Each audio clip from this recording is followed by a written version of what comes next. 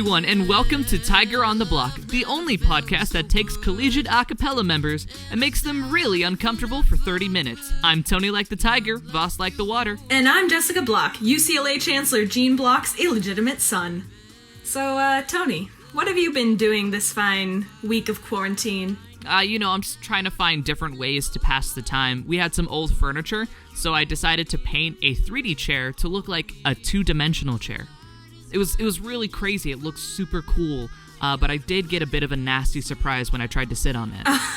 Because it's 2D, I get it. You fell right through, huh? Jess, the paint was wet. Oh, man, that sucks. Yeah, anyway, what have you been up to? Well, I baked 30 loaves of TikTok dances. Oh, okay. Cool. And with that, what group do we have with us today? We have Awaken Acapella from UCLA.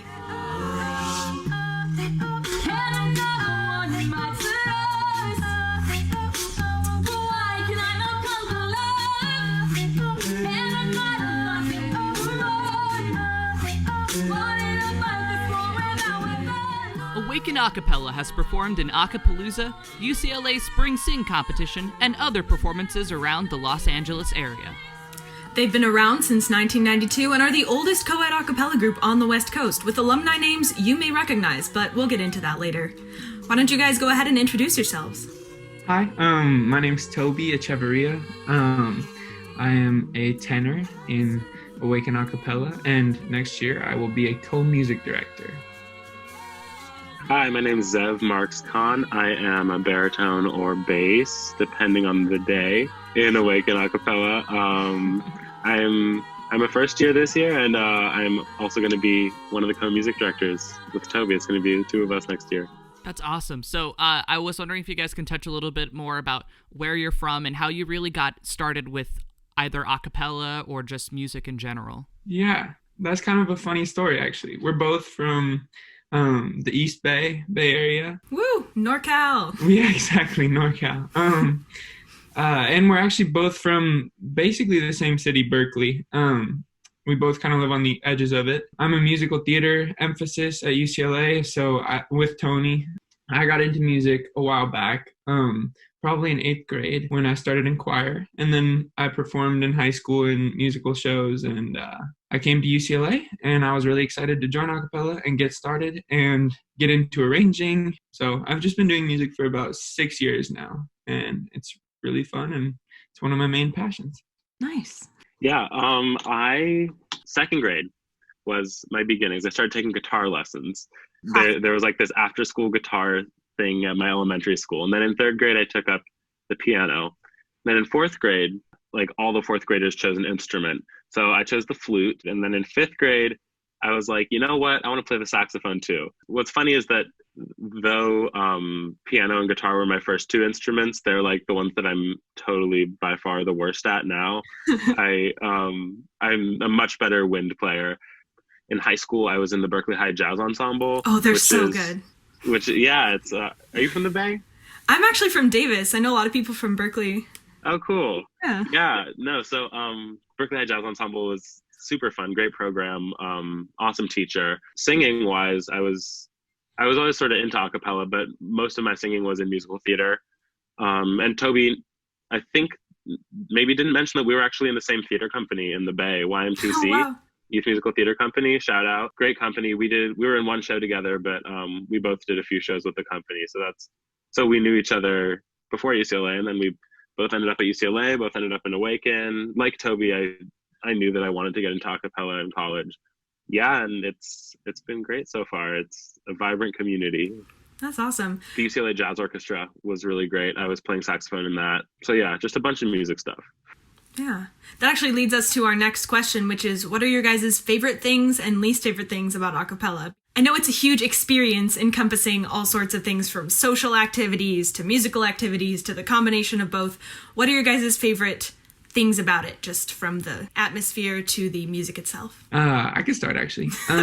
Of course, I think my favorite thing about a cappella in general is singing. I love singing in a group, and I think that was something I loved about choir in high school. you kind of like realize the magic of it in choir, and then it's cool to be able to take it to this other place in a cappella and sing like pop songs and sing songs you're really connected to. I really like the student organization aspect of a cappella and how we are all students, and there's not really a kind of creating our own group and our own sound, and we really have a lot of freedom in sort of creating exactly what we want with our singing experience. And of course, like there's the tradition of college a cappella with all its like weird things and putting aca before words and doing all sorts of stuff like that. I love all that stuff. I think it's really fun, and it's great to like think about pitch perfect and feel like you're sort of living the dream.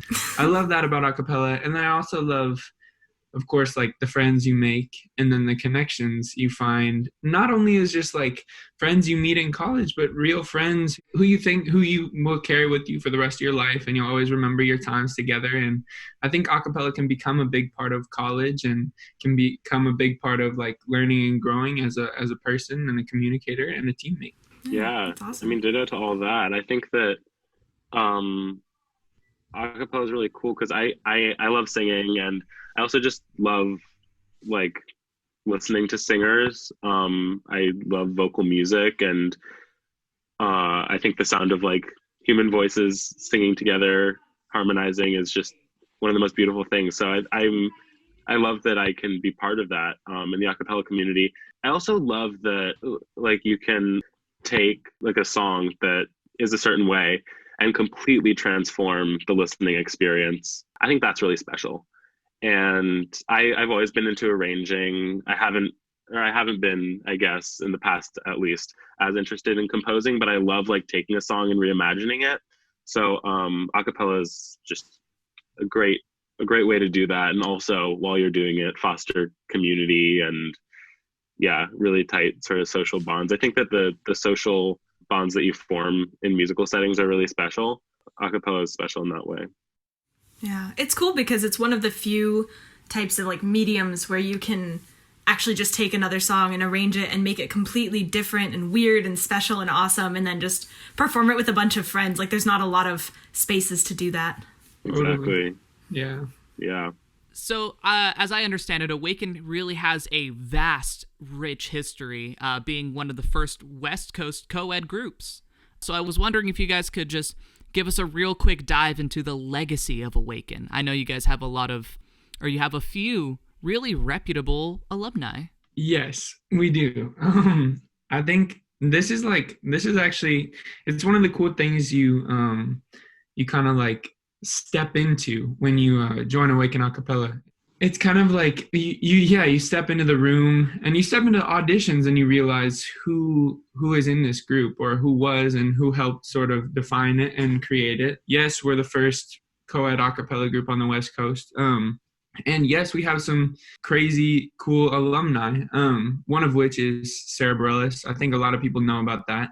But it was kind of amazing because this year we got to sing one of her arrangements of, well, she arranged her song Gravity for Awaken Acapella to sing, and we got to sing that arrangement. And it was really cool to just like sort of like feel how she had put her personal touch on her own original song that she had released, and then made it in a cappella, and then made it for us and for the future generations of Awaken who would get to sing and cherish her as a part of our legacy. So I think that like it's cool to have such deep roots in something, at least when you're like trying to find a community in college and in your first year and stuff, and then you enter this thing that's like really deep, and you kind of realize, oh, like this group kind of like defined things for people, or changed lives, or produced things, or did a lot of wonderful things already in producing such cool alumni. And the legacy lends itself to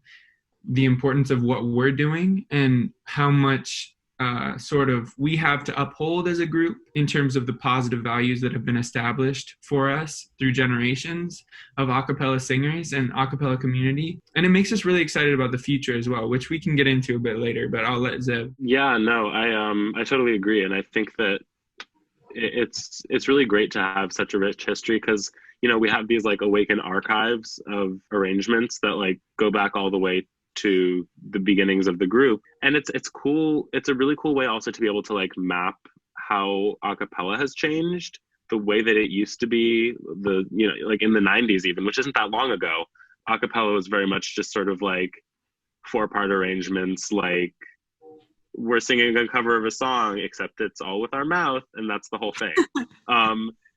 And it was, like nice, but sort of like arrangements that were very, very true to the original songs, and where like a lot of the sort of goal was just imitating the sounds of the original songs, but with only voices. It's like that's not really the vibe of contemporary a cappella anymore. A cappella is changing so quickly, and I think it's really cool to be able to know like, okay, there's this like sort of purity and this like authenticity that is so in the tradition of Awaken, and we can take that and also like shape it and morph it into our own thing, and it can be a really awesome, special, I keep saying the word special, but like it can just be a really, really awesome thing for all of us that we all have, where it's current, but it's also honoring the past and it's forward looking. Yeah. I feel like a cappella has gotten a lot more experimental recently, which is awesome. Like I think especially with pentatonics, they started changing the style of a song. I think that was really interesting, and I think that started a whole new... The fact that, like ICCAs are like the competition like that everyone looks to. I mean, like groups Definitely go all out, and like if you're really trying to win, like thinking outside of the box is like the way to go. So I think that's another huge part of it. We did ICCAs this year and our theme was space goth, so that was definitely a little outside the box for me. Wait, say again. Space goth. Oh wow, that is experimental. We love space goth. And y'all did well too. That was awesome. Yeah. Thanks. Come on, second place. Yeah. Talking about you guys though, what I want to ask you about, actually, just a little more about your history. Do you guys ever correspond with Sara Bareilles? Do you ever like ask her about her arrangements, or does she ever talk to you guys about that kind of thing? We haven't while I've been in the group. We have before. I think, I don't know that much about the history of our correspondence with her. I think that, I would be interested in like entertaining that sort of relationship as something that could exist more in the future. But like where we are right now, I think that, I don't think it makes a lot of sense to like try to reach out to her like right now, but I think that in the future she could be a really great like mentor for us, or at least like just presence. Yeah, it seems like your group has like a fairly close relationship with her just from the fact that you still use her arrangements and they're in that archive. It's awesome that you guys have access to that and that you have that sort of history going on there. Yeah, I think our alumni network's pretty deep. And I think, and I know that about 2 years ago, they all went and either last year or 2 years ago. It was 2 years ago. Yeah, 2 years ago. They all went and met up with all the alumni and sang for them. So I know we have a big alumni network. It was a 25th anniversary thing. Yeah. Awesome. It was sweet. Yeah. So I think a lot of people were there. But I think we're trying to, continue to get in touch and build. We're in a period where we're growing as a group as well. And we're trying to figure out how exactly to sort of adjust and then create the kind of, we're gearing ourselves up to go in sort of a couple different directions. And since we're kind of already hitting up on that subject, that kind of brings us to our next point, which is how do you guys, as like the future music directors of Awaken, plan to shape Awaken through the coming years, but not just Awaken, but how do you see the world of contemporary a cappella beginning to shape in the next couple of years? Toby, you want to kick us off? Sure, yeah. I can continue kind of with what I was talking about too in segue. I think that, we're looking toward the future a lot with Awaken right now, especially with the COVID situation. So I think it's been a lot of thinking about how we're going to do this, because our group is transitioning into competitive circles and we're really interested in jumping into ICCAs and also a couple local competitions, as well as perhaps doing some traveling. I know you guys sort of made a competitive switch pretty recently as well. And then also a couple other groups at UCLA are too. And it's nice to see that. And we're kind of interested in jumping in on that as well, because we have a lot of talent and we're really excited to share it. And especially in that setting. And I think a lot of what we're talking about is how we want to build something new, and really show and share our skills as uniquely our own, because we have a lot to offer from everyone in our group, arrangers, soloists, and backs, and VP. But it's really nice to see that energy from the group. And me and Zev are we're going to start building off of that this coming year. And we're really looking to do that through arranging and the way that we music direct. I think it has a lot to do with centering ourselves around a particular goal and figuring out like what that looks like for everyone and who's involved and how are we involved, but making sure that we are all involved. I think in terms of arrangements, like Zev and I are really excited. We both like to arrange like quite a lot and really enjoy putting different spins on songs. I think, as we were talking about, I'm really interested in sort of in a lot of reharmonization and thinking about how to just deconstruct melodies and think about deconstruct even melodic and solo lines to create something new, and then sort of weave back into the original line. So I'm really interested in that right now, and I think that that's going to be part of our sort of development into a new sound, or I'm kind of like to hear that. Just our growth in the next year. Reharms can be so powerful. Oh my god. Oh yeah. Mm-hmm. I love some. I love arranging, and I love like I love the process of like taking a song and figuring out like what's moving about it, and then trying to amplify that and like really like build it into those moments, and also just sometimes like just making it fun and cool and hip. I don't know, I think it's good to have like a wide variety of arrangements that you're able to tap into. But in terms of like the way that I'm looking to push Awaken forward, I think that, you know, ultimately, like what all of us want to get out of our a cappella experience is like this rich community where we feel like we're fulfilled both socially and musically.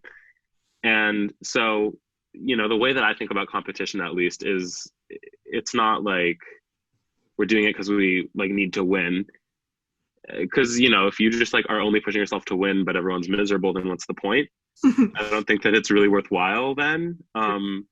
So I think that, you know, I really like the idea of pushing ourselves more into some competitive spheres, so that, you know, we have stuff to work toward, and that we and then we just like we're able to like really like push ourselves and rely on each other as a groups, so that, you know, socially we're able to come together and musically also. And I think that the competitions and like, you know, looking for certain types of gigs is important, just because it helps us all like really like knit that tightly woven fabric of the group, which is the ultimate goal, I think. And so, you know, I think we're going to put totally like a lot of energy into like fostering that social atmosphere as well. You know, look out, our retreats are going to be lit. Don't That's what's in the books for us. So yeah, I think that me and Toby are totally on the same page about like the point of even pushing ourselves musically. Yeah. And I can tell you from experience, the competition process is a gigantic team builder. You spend so much time with these people, and when you get that final product that you love so much and like everyone feels good about, it's a great feeling. Speaking of large performances, we want to talk to you guys a little bit about your past large performances you've done in the recent years. So Spring Sing, aca-podcast. Can you guys talk a little bit about your group's experience with those things and whether you plan to do them in the future, and also just your favorite things about those experiences. Yeah. Go. I just want to add on like 2 really quick things to the last question. Go ahead. Oh yeah. Just one that also this year we had a lot of success, which I think inspired and different kinds of success, which inspired me and Zev to run to be music directors of the group. I think that like we saw a lot of things happening that we really like, including like our retreat. We actually like got to go to Joshua Tree this year and go on like and do all this like fun stuff, like go on hikes and sing together and all that stuff. And I think that was really inspiring. And we learned a lot this year from the way that the group is, and then saw all of the possible things too, and along with the rest of leadership that we would be able to do in the next year just based on what we did this year. So I think that was like exciting for both of us and really cool to see from the group this year and from being in the group. But yeah, and then I was definitely really inspired by some of the older members. I think that there's just a lot of great people in Awaken. So and a lot of love and stuff. Yeah. Oh yeah. And I think we're really also interested in like getting to connect with you guys and getting to connect with groups around campus who and kind of developing the broader UCLA acapella community, because it feels like it's growing, and we want to be a part of like growing the connections as well between each group and continuing to develop those relationships. And that's why we appreciate being on this show as well. So thanks for having us. We love having you guys. We got to do a social once all this Corona's lifted. Oh yeah. No, it's done. Yes. Oh my gosh, yes. The social of the century. Social to end all social. We know you guys are planning on doing some large performances in the coming year, like ICCAs, but we want to hear a little bit more too about your performances you've done in the past, because I know you guys have been involved in Spring Sing and Acapellooza, and those are large performances that are super exciting on stages with fun lights and things. And we just want to hear about how you guys felt about those, how you liked them, what they were like, and just how they've affected the history of your group.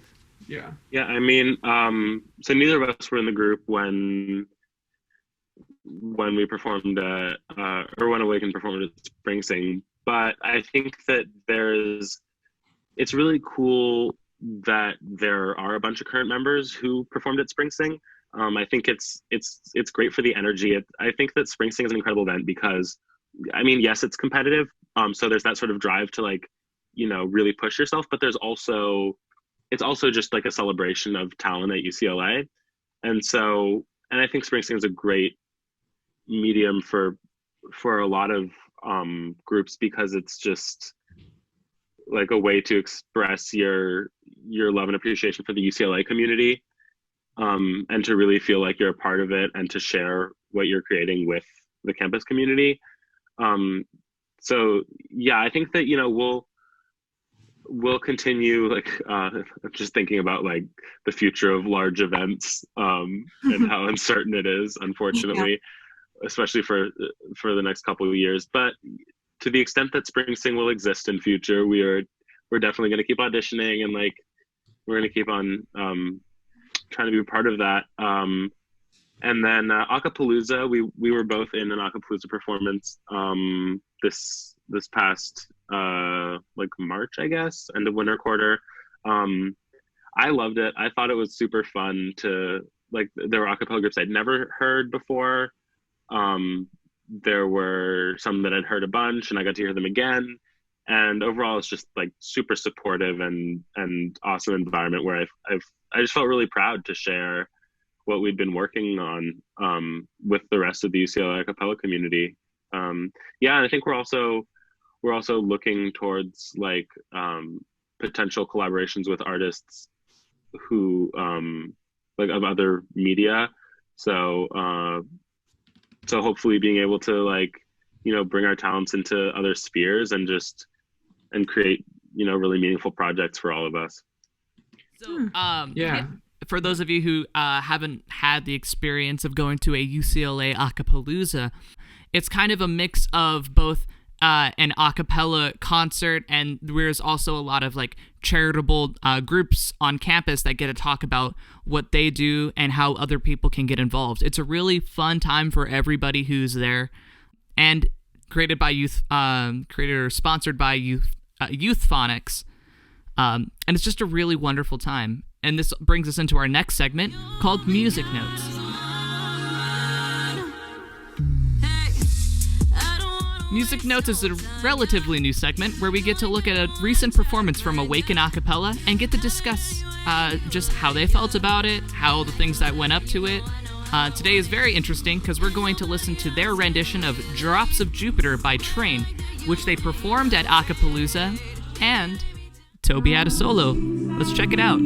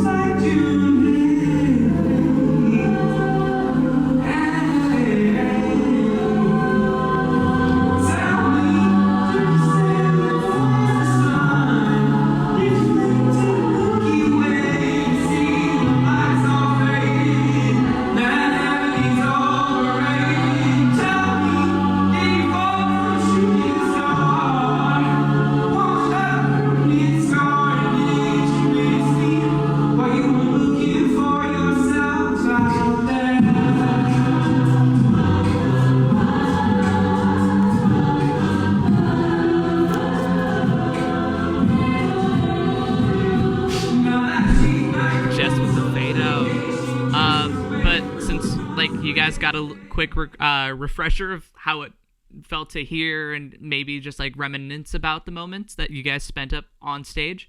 What were first impressions looking back? I'm really proud of that arrangement. I didn't arrange it, but Fiona and Kazao, two awesome members of Awaken, who are third years, they arranged it, and it's definitely like the biggest sort of meatiest arrangement that we did this past year. And it was with any sort of like intricate song, there's a lot of work to put in before it starts to really come together. And I think that it was really satisfying to, put that work in and then ultimately like have the song that I thought sounded really awesome. So yeah. Yeah, it was a sweet, like, kind of, I don't know. I think the message of that song or the vibe of that song is pretty fun. And kind of like, nostalgic, and it's got that nice feeling. And a lot of the music we do is like a couple years back, but not out of the loop, but it's like the big hits, and then we'll have like 2010s bops and stuff. So it's nice. It was really nice to be able to sing that and be able to bring that nostalgia to our audiences too, because you could hear it when like we would start the song.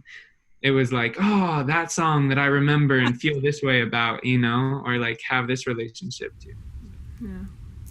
One of my favorite parts of this segment, and I think this is true for Tony as well, is watching our guests like mouth along to the words while the group is singing, and it's like that feeling of just missing a cappella and wanting to be there singing with people. And it's like it's kind of sad because we're not all together right now, but it's also just a nice feeling to know that like everyone shares this same love of a cappella.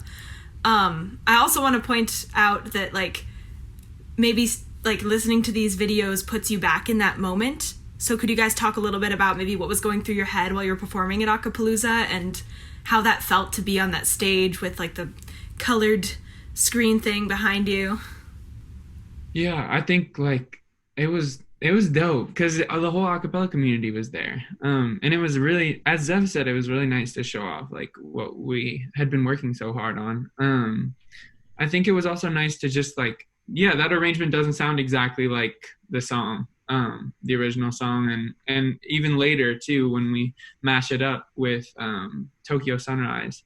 I think it was so nice to like share something like that felt like very contemporary to our group and represented our group well, in terms of where we were and how we were feeling and what kind of music we were making. And the lights on the stage, of course, are awesome and make it feel just like your college a cappella dream that you have before you get to college. For sure. It was really nice, yeah. I was a little bit stressed out at Acapellooza because I was the only person on my part for that, or for both of our songs actually. So I was like, I gotta nail it. So it was, but once I sort of like got into the groove of the song and like that feeling of like locking in, you know, your harmony with like the people around you, when it like really like just sort of, when it's just right and it's like perfectly like balanced, blended, in tune, all that stuff, like those moments of locking in are just like so satisfying. So I was kind of stressed out, but once I felt that, I think it was like, okay, here we go. This is great. This is really fun. One thing that happens in a cappella performances that doesn't happen in others is when you hit that chord just right, or the soloist hits that riff just right, and the whole audience just like explodes at once. It's so nice. Such a good feeling. It's so powerful. Just a really great experience. I remember us being out there at Acapellooza too, and just being able to see how many people are just the amount of talent that we have on campus and within the a cappella community. It's truly like heartwarming, and it's so awesome to see everybody out there just having fun and coming together for our love of a cappella. So we have a game for you all to play, but before we get into that, we would like to thank our sponsors. Today's episode is brought to you by Soy Lattes, the only beans you juice. And by Cup Noodles. It's exactly what it sounds like. Awesome. So the game that we have prepared for you is a little bit more group specific. We have for you some Sara Bareilles trivia. So without further ado, we will ask you a total of 7 trivia questions. You each give an answer, and whoever is closest without going over, which we will define that based on the question, that person gets a point. Our first question is, spell her last name without checking. You can't look. Bareilles. Bareilles. And Toby? Bareilles.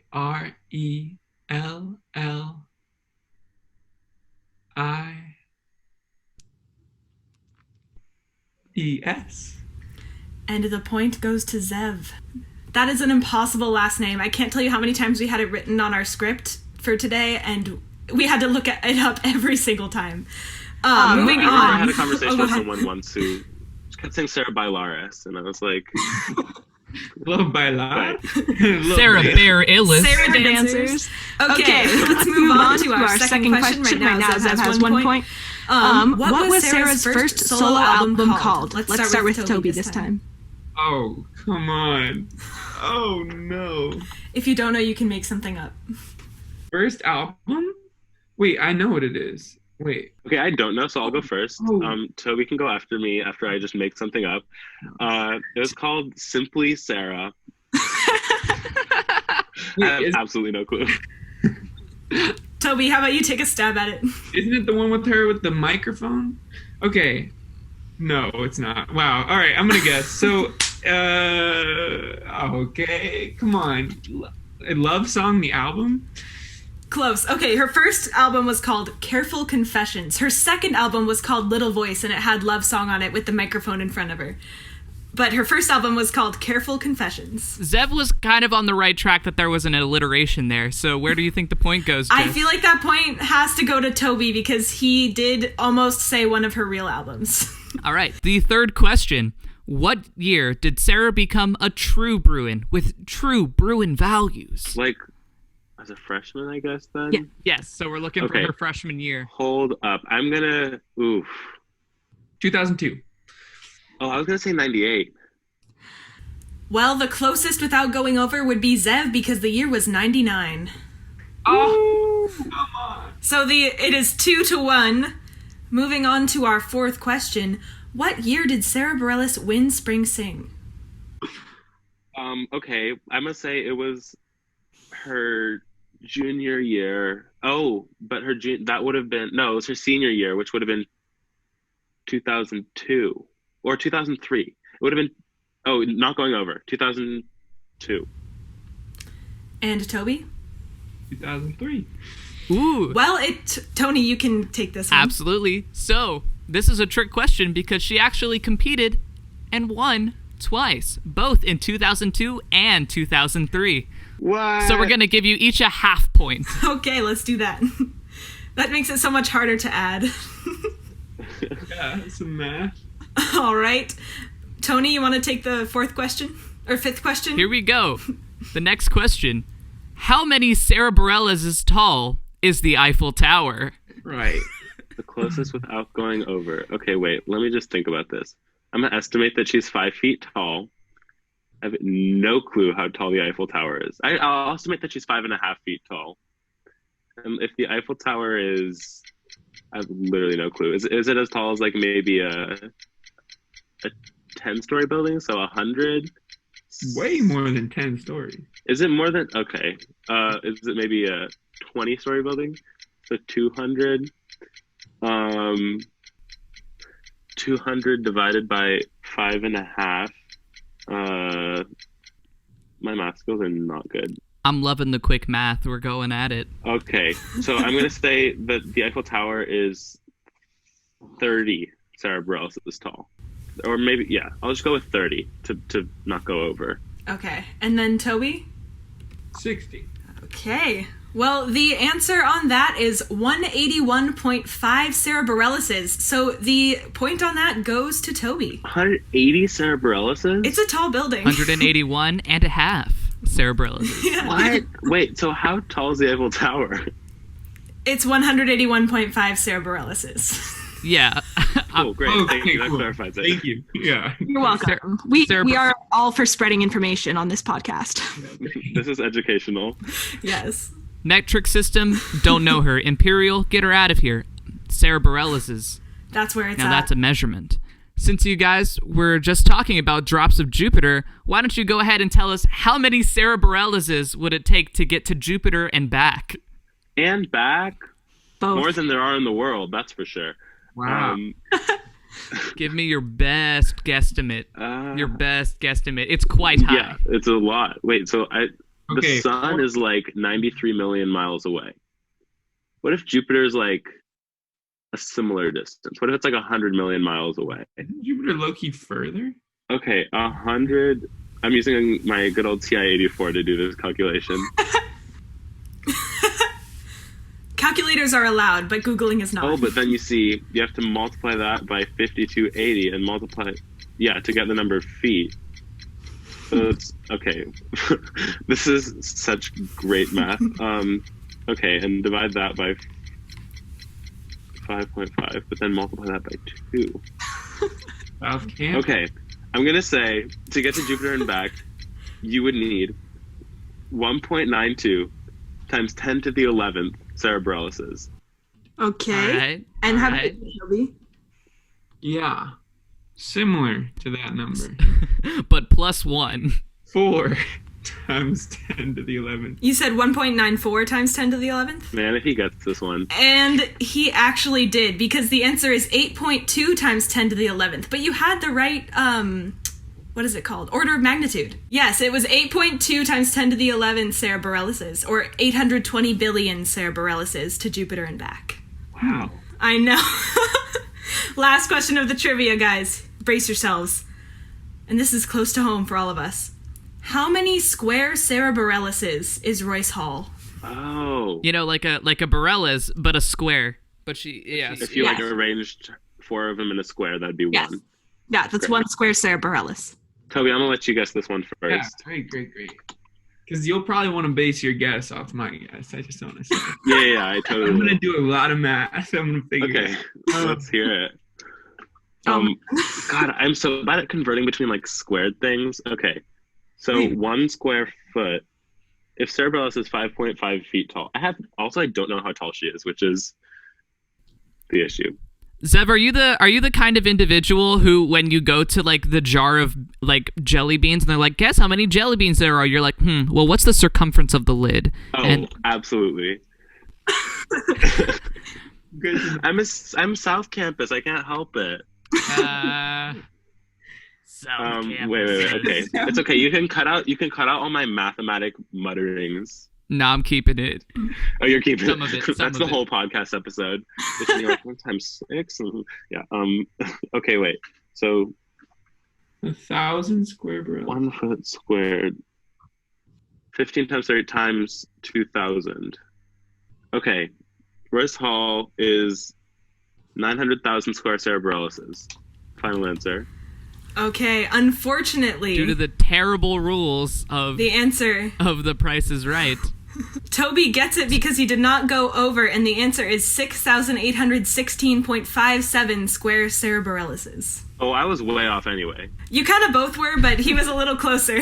I'll take it. Oh, I know what I did. Oh, that's oopsies. The old I 900K. did bad math. Wait, here. Let me redo the math and then it'll turn out better. Sounds good.